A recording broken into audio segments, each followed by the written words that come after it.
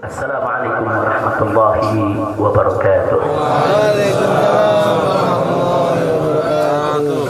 Bismillah walhamdulillah wassalatu wassalamu ala rasulillah wa ala alihi wa sahbihi wa mawalah. Fi hadzal maqam asy-syarif nu'azzi jami'a ahli baitil mujahidin asy-syuhada. أعظم الله أجركم وأحسن الله عزاكم وغفر الله لأمواتكم أجمعين وكتب الله في قلوبكم صبرا جميلا آمين يا رب العالمين. Ahibba'i al-kiram, dalam kesempatan ini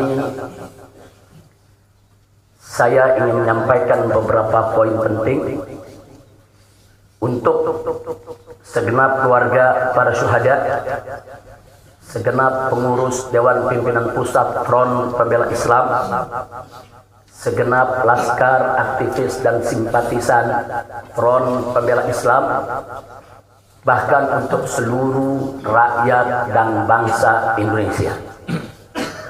Yang pertama, bahwa keterangan pers secara resmi yang sudah dikeluarkan oleh Dewan Pimpinan Pusat Front Pembela Islam tentang kronologis penembakan yang terjadi isinya adalah benar.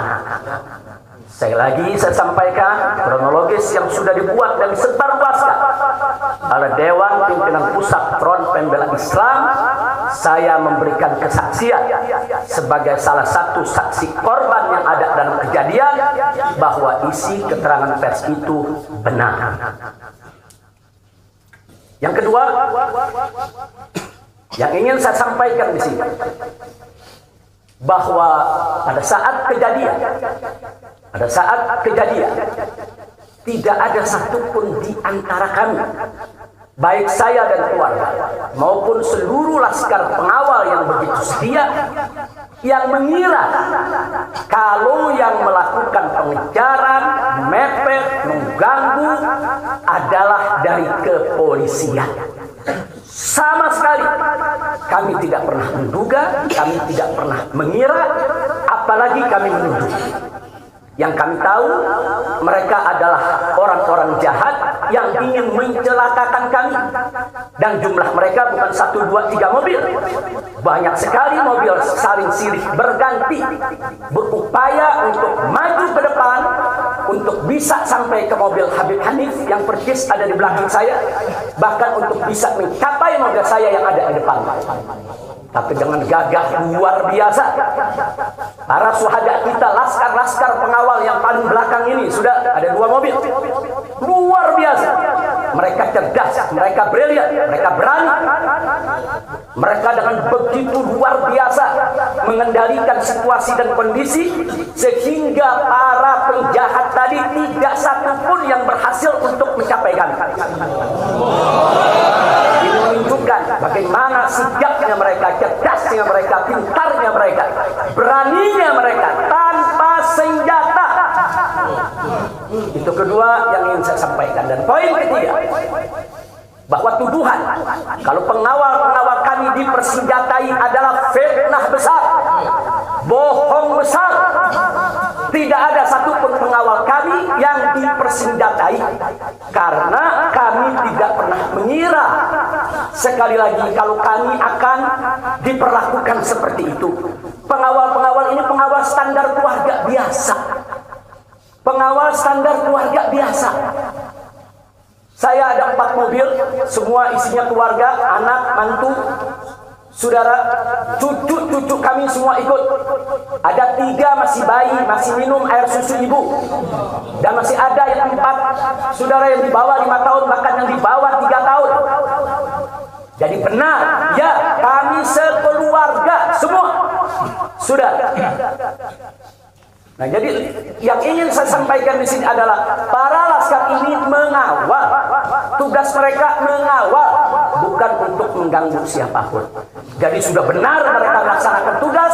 Ketika begitu banyak mobil ingin menyalip, ingin membahayakan kami, mereka melakukan tugas dengan sangat cantik.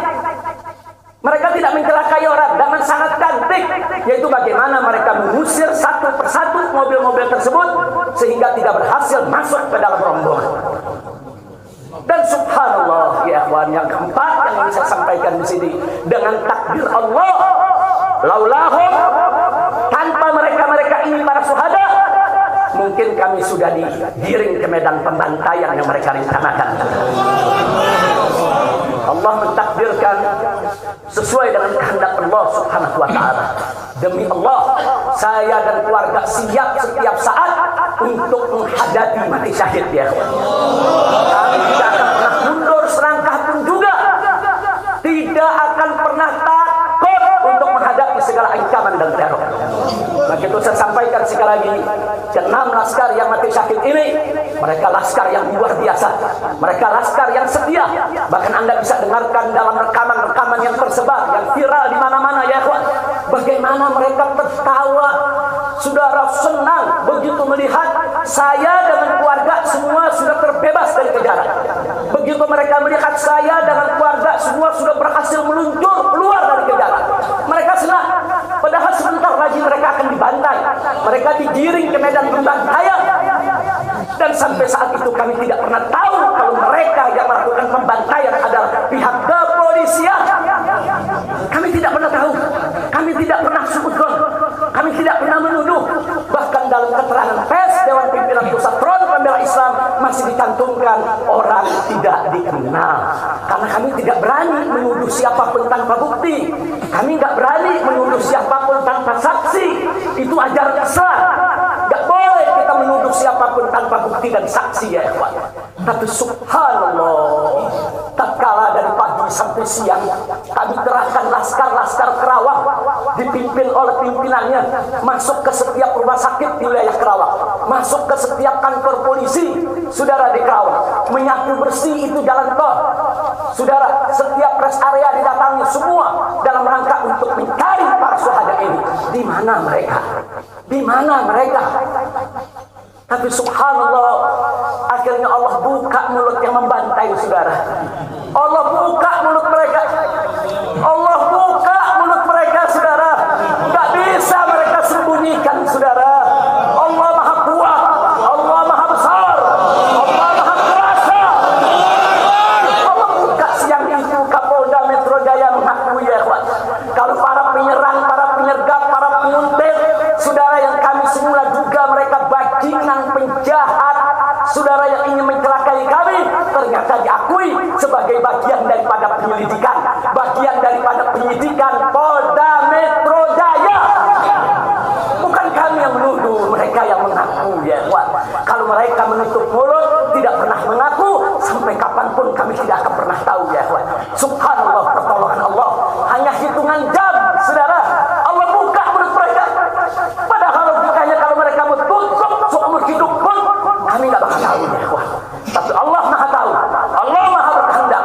Allah buka mulut mereka saudara, Allah buka pengakuan mereka saudara, sehingga sekarang menjadi terang benderang siapa para pelaku penjahat itu saudara. Ini poin-poin penting yang ingin saya sampaikan. Dan semalam saudara kita sudah membentuk tim untuk memeriksa secara utuh bagaimana kondisi daripada 6 jenazah syuhada kita. Saya sudah mendapatkan laporannya secara lengkap. Nanti pada saat yang tepat akan kita adakan siaran pers secara nasional. Dan saya sampaikan kepada semua, seluruh bangsa dan rakyat Indonesia, kami akan menempuh jalur hukum secara prosedur. Kami akan kejar siapapun yang terlibat dalam pembantaian ini. Kami tidak akan biarkan mereka tidur tenang sampai mereka lari ke lubang semut.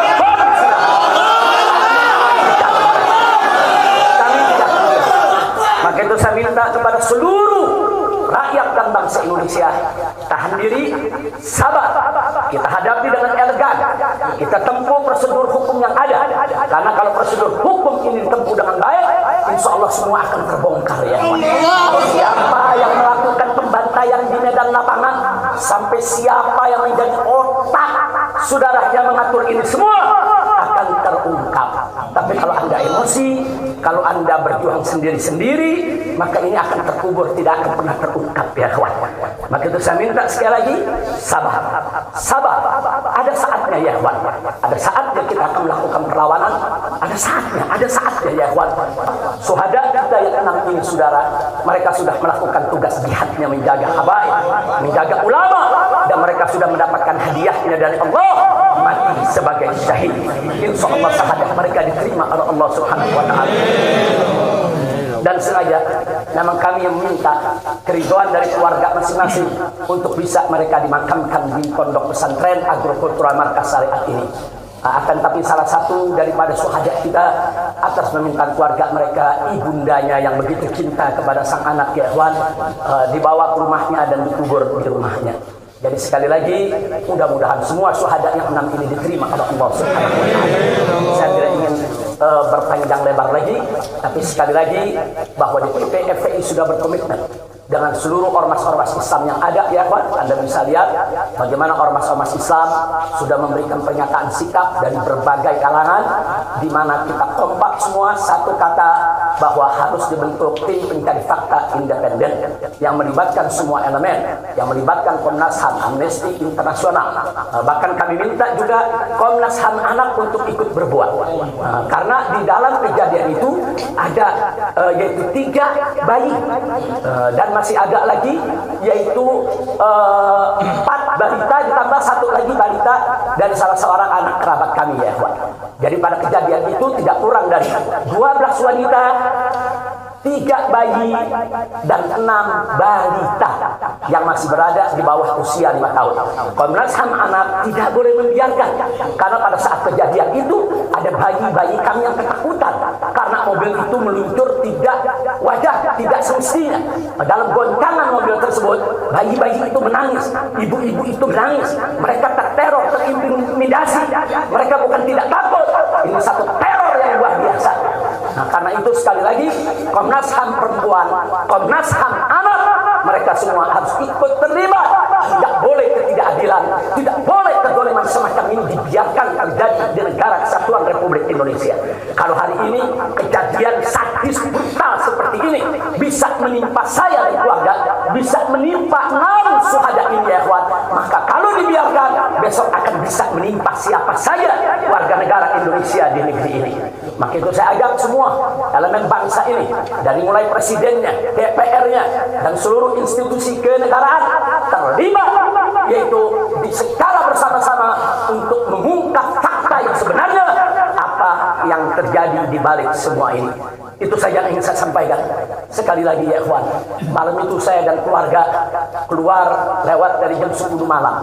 Kenapa kami lewat dari 10 malam? Karena kami pikir kalau keluar jam 7 atau ba'dal maghrib banyak krodit macet di jalan ya ikhwan. Nah, lewat dari jam 10 supaya jalan agak senggang. Nah, kami harap sekitar jam 12 atau lewat kami sudah sampai di tujuan. Tujuan kami suatu tempat peristirahatan yang memang cocok buat kesehatan. Kami sedang membutuhkan sedikit waktu lagi untuk memulihkan yaitu tenaga kami, kesehatan kami.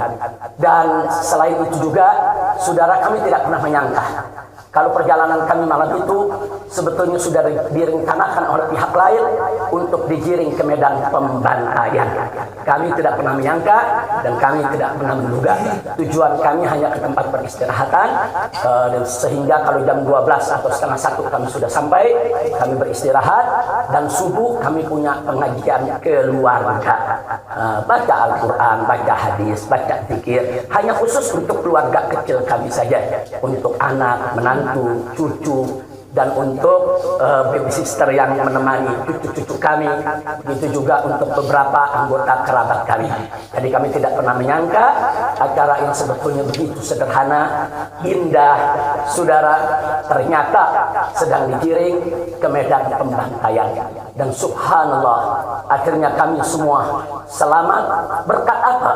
Dengan takdir Allah, berkat perjuangan ke-6 syuhada ini. Tanpa perjuangan ke-6 syuhada ini, mungkin kami saat ini tidak bertemu Anda lagi di sini.